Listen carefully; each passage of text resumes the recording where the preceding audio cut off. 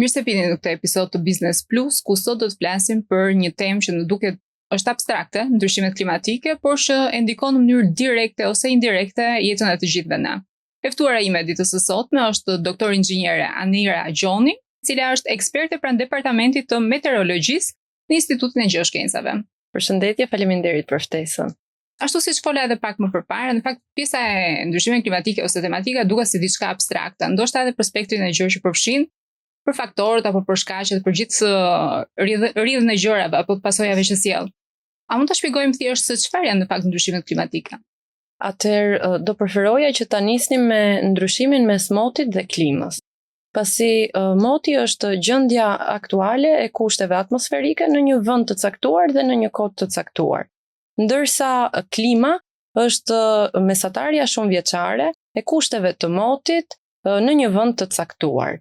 Dhe ndryshimet klimatike janë spostimi që pësojnë këto mesatare shumëvjeçare apo zhvendosja që bëjnë kundrejt rritjes apo zbritjes në terma të ndryshëm. Dhe ndryshimet klimatike janë një fenomen që tashmë po prekin gjithë botën. Pra është ky ndryshim, nëse i referohemi elementeve si temperaturë apo reshje, si dy më të prekshmit edhe nga pjesa e popullsisë, ato kanë një trend rritës. Dhe nuk ndodh ky fenomen vetëm për vendin tonë, klima është ndërkontinentale, nuk mund të jetë as kursesi e lokalizuar apo që të ketë shkaqe apo pasoja në vetëm një vend. Në këtë kontekst e quajmë ndërkufitare. Por për t'ju rikthyer sërish pjesës së ndryshimeve klimatike si term, është zhvendosja e mesatares shumëvjeçare të kushteve atmosferike. Nëse mund të përmendim disa elementë, pra ju i përmendët pak rreshjet, temperaturën, rreshjet e borës në fakt që duket sikur na mungojnë ose rreshjet e shiut. Në Shqipëri si manifestohet kjo pjesa e këtyre treguesve që tregon në fakt që pjesa e klimës po ndryshon? Atëherë, nëse i marrim në krahasim dy periudha, sepse siç e shpjegova është mesatare shumëvjeçare. Dhe nëse krahasojmë dy 30 vjeçar, siç janë periudha 60-90 dhe më pas 90-20, shohim që kemi një spostim sa i takon vlerave të temperaturës dhe rreshjes, të dukshëm dhe të prekshëm tashmë. Nëse e krahasojmë vlerat e temperaturave të ajrit, sa i takon këtij 5 vjeçarit të fundit, ka një spostim në krahasim me 30 vjeçarin e parë, pra të viteve 60-90, me 3 deri në 6 gradë mbi vlerat e normës, sepse kështu i quajmë 30 vjeçarët. Ndërsa nëse e krahasojmë 5 vjeçarin e fundit me 30 vitet 90-20 me normën e dytë, ka një spostim prej 1 deri në 3 gradë. Pse e lëm këtë 3 deri në 6 dhe 1 deri në 3? Klima e vendit ton ka 13 nën zona klimatike. Çka do të thotë se ka një variacion të ndryshëm mes tyre. Dhe është pak e vështirë që ne ta mesatarizojmë apo të themi një temperaturë që të përfaqësojë të gjithë vendin ton. Prandaj në varësi të nën zonave klimatike kemi ndryshime të tilla sa i takon temperaturave.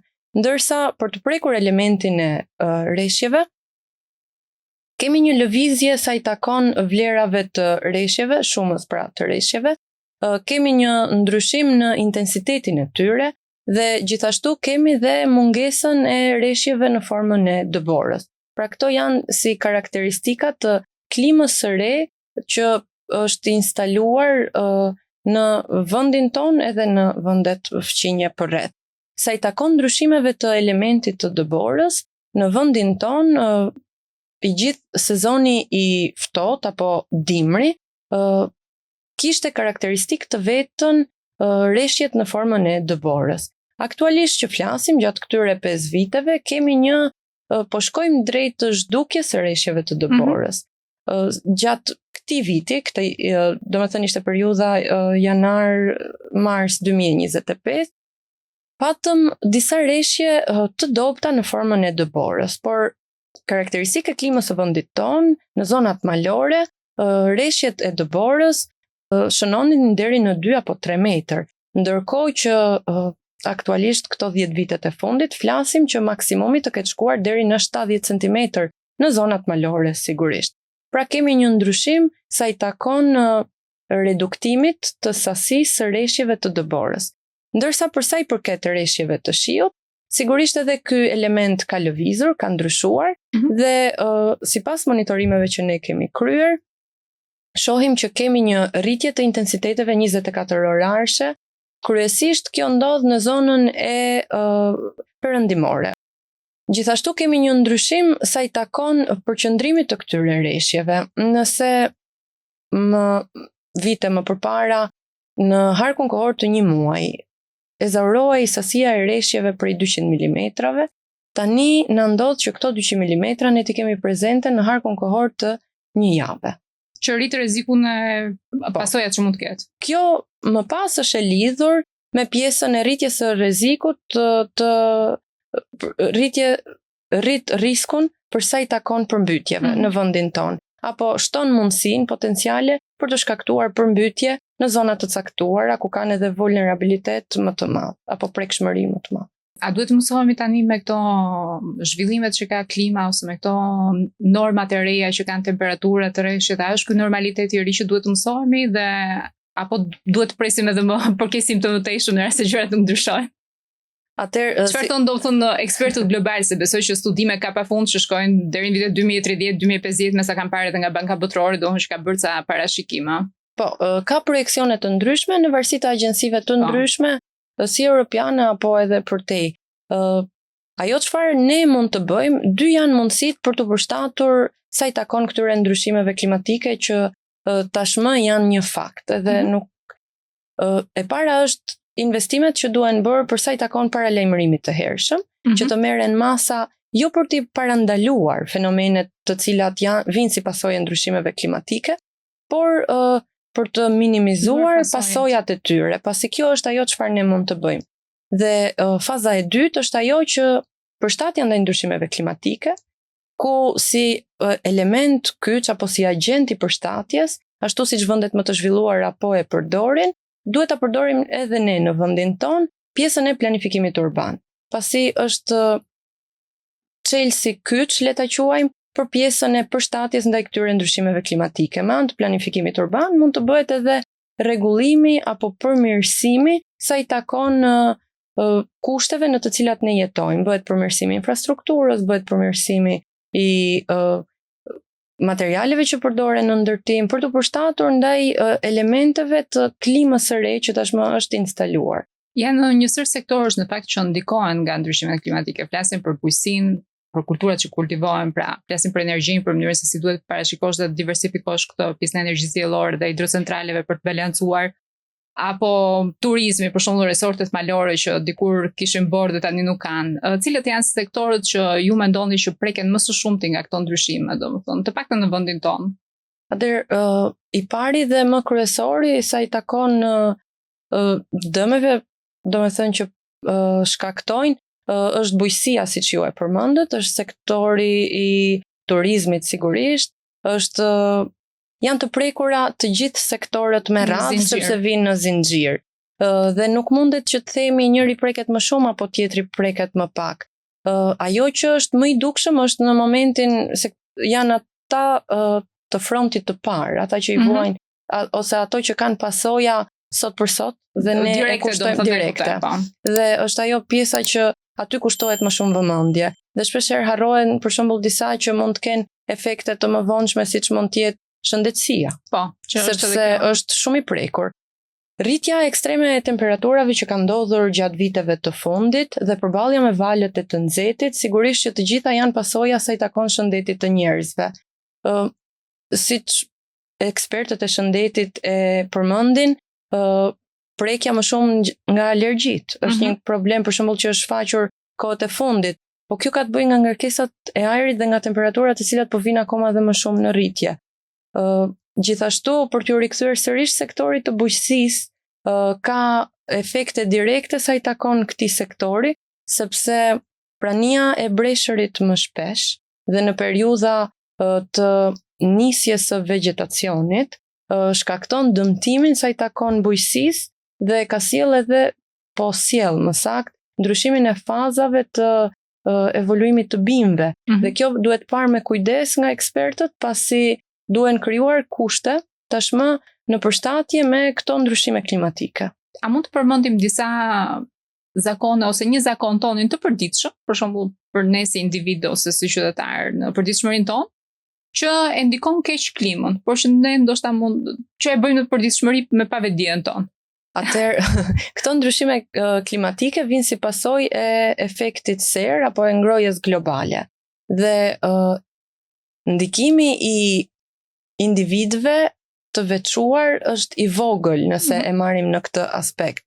Por ndikimi më i madh, ai që shkaktohet, domethënë ai që ka pasojat më të mëdha dhe rrit edhe mundësinë pastaj edhe për zhvillimin më tej të ndryshimeve klimatike, janë shtetet e mëdha apo fuqitë e mëdha, ato që kanë edhe emetimet më të larta sa i takon karbonit dhe shtimit të gazeve që rrisin efektin serë, dhe këto pastaj edhe intensifikojnë më shumë pjesën e ndryshimeve klimatike.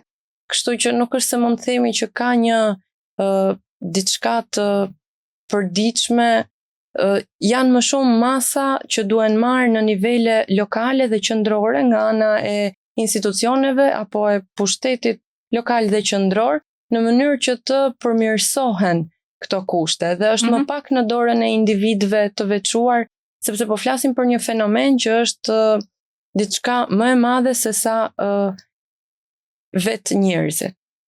Cila do të jetë në fakt panorama ose çfarë parashikon një skenar për 20-30 vitet e ardhshme? Të paktën flasim për rajonin ku ndodhet Shqipëria, pra Mesdheu, duke pasur parasysh mënyrën se si, nëse vazhdojmë me skenarin siç jemi sot, pra mënyrën se si po ecin sot temperaturat, që deri diku në fakt ka qenë më përshpejtuar kjo pjesa e rritjes së temperaturave se sa ishte parashikuar më përpara. Të paktën kështu kam lexuar.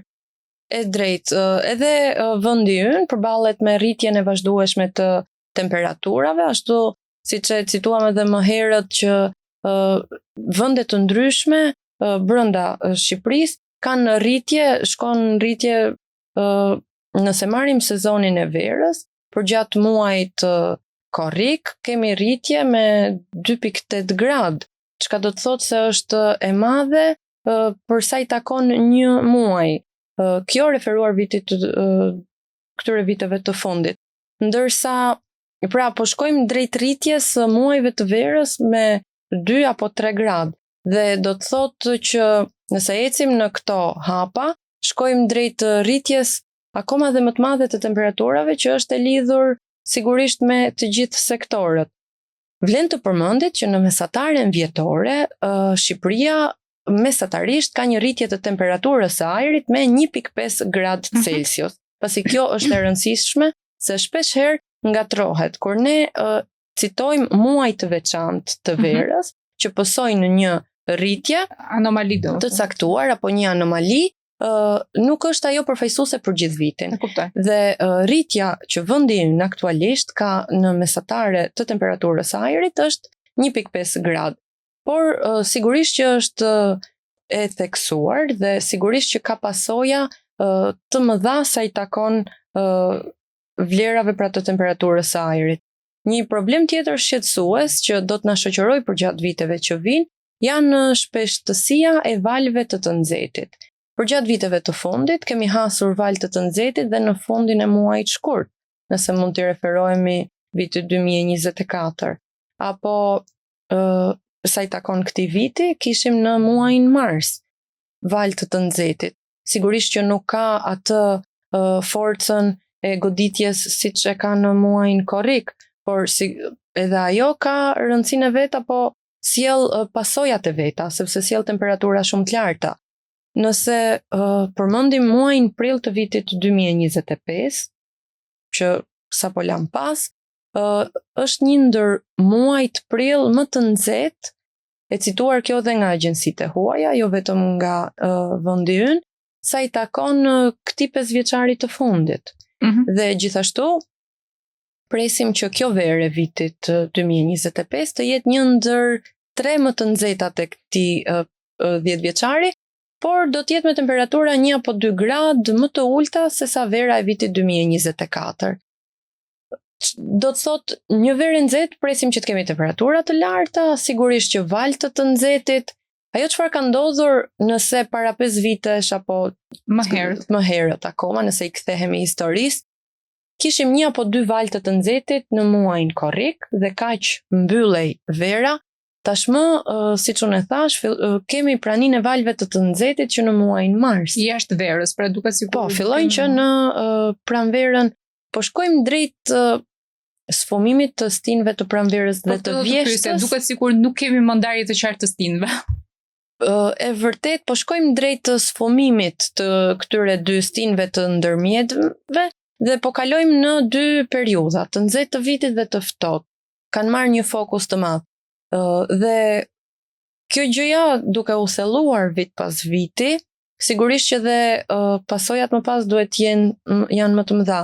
Dhe ajo që ne mund të bëjmë është marrja e masave ndaj përshtatja ndaj këtyre ndryshimeve klimatike në mënyrë që të mësohemi me të na kthehen në një rutinë, me të normalitetin e ri ku jemi. Po, të instalohet ky normalitet i ri. Duhet që pse i japim rëndësi pjesës së planifikimit urban, sepse krahas rritjes që po vjen natyrshëm sa i takon temperaturës së ajrit, nëse ne qytetet tona i zhvillojmë në mënyrë të tillë që ne të kemi praninë e gjelbërimit dhe uljen e pranisë betonizimit, do të thotë që ne marrim masa për freskimin e këtyre temperaturave. Pra krijojmë mikroklim. Po, në mënyrë që ne të rregullojmë mikroklimat. Ajo çfarë bota ka bërë është krijimi i qyteteve të zgjuar, smart cities, apo qyteteve të gjelbër. Dhe prania e gjelbërimit në qendrat urbane përmirëson dukshëm apo ndjeshëm temperaturën e ajrit me rreth 5 grad apo 6 grad Celsius, çka do të thotë se është shumë e ndjeshme.